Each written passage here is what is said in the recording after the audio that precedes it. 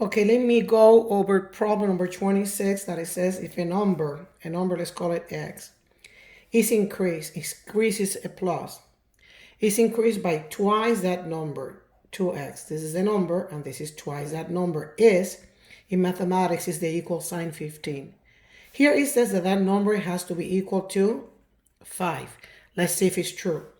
X plus 2x is 3x. 3x equals to 15. To find the value of the x, you divide both sides by 3, and then x equals to 5. And it says that x equals to 5. So problem number 26 is true. Let me move now to problem number 27. It says that negative 3x plus 4 equals to y is written in a standard form. Let me write it again. It says here that negative 3x plus 4 equals to y is in a standard form. Standard? Standard? So that's the question.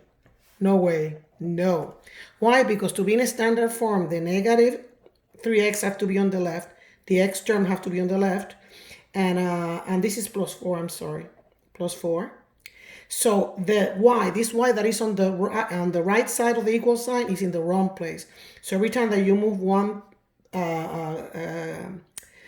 number or variable or term from left to right or right to left, you have to change the sign. So this is a plus y is going to be minus y.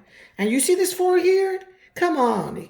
This 4 is in the wrong place because to be written in standard form, positive 4 has to be on the other side, but because positive 4 is going to jump to the right side, it's going to be negative 4. This is standard. This that they gave you is not a standard. Therefore, this problem number 27 is false.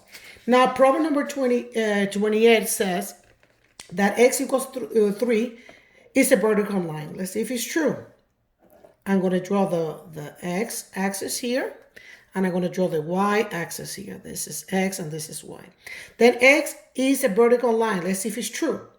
First of all, if the y is missing, then it's parallel to the y-axis. 1, 2, 3. This is 3, 0. This is a point 3, 0. And then the equation x equals to 3 is going to be a vertical line like this. This is the x-intercept, 3, 0. This is the x-intercept.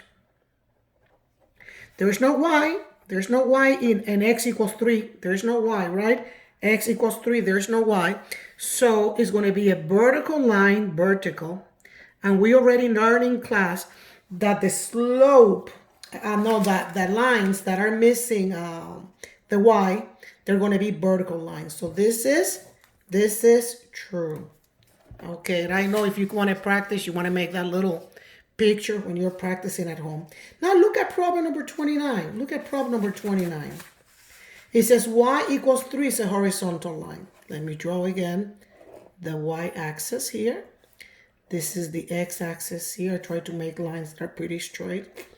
Okay, y equals 3. If the x is missing, y equals 3. There's no x. There's no x. That means that it's parallel to the x-axis. 1, 2, 3. You see here? This is 0.03. And the line y equals to 3 is this line right here. Y equals to 3. Y equals to 3. If the x is missing,